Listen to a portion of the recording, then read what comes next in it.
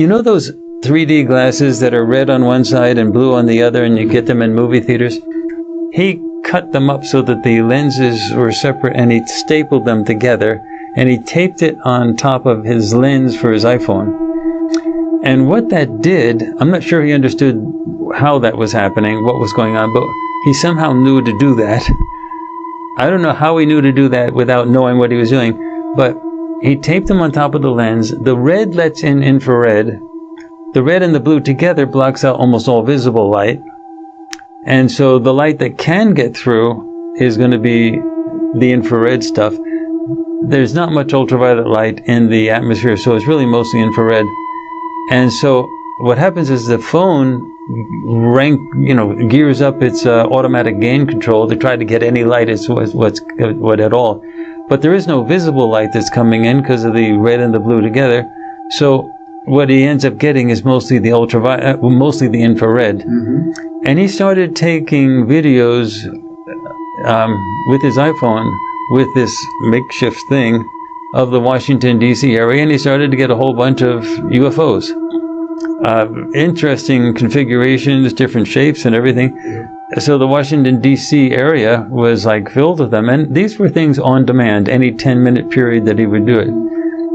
He came to us with Excel spreadsheets, which had aeronautical data, all types of everything, the analysis of it, how you analyze distance, speed, size, everything.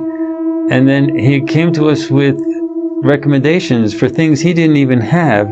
He said, what you need is a GH6 camera. He didn't even have one, but he knew we needed a GH6.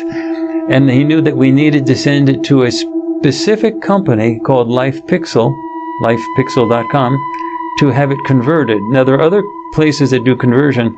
What they do is they take the sensor, and the sensor of all cameras has a glass filter on top of it that blocks out infrared and ultraviolet, because you don't want that in your images. However, that glass filter on top of the sensor has to be removed. Once you take the filter off of the sensor, you have to put another filter on top of the lens. He knew all about that. He didn't have any of that, but he knew all about that.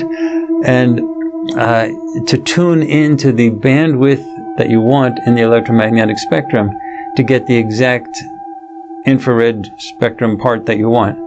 And so then he showed us a lot of videos on our big screen in our own office, standing up with a laser pointer and everything, showing the videos of these UFOs that were very clearly UFOs. Mm-hmm. And then he also talked about the frame rate issue, because they go so fast. The thing about the GH6, why it was unusual, is you have to shoot wide angle because you can't see these things. They're invisible, both because of some stealth technology that you can see them only in infrared, and secondly, they're going 20,000 miles an hour. So it could be the size of the Titanic. You're not going to see it if it's 20,000 miles an hour. So we shot it at 120 frames a second. It was like, this is one of those experiences you have only once or twice in your whole life. You do something first time out, and like, it's right in front of you. In 10 minutes, we had like 30, 40 UFOs right over my house. And some of them were huge.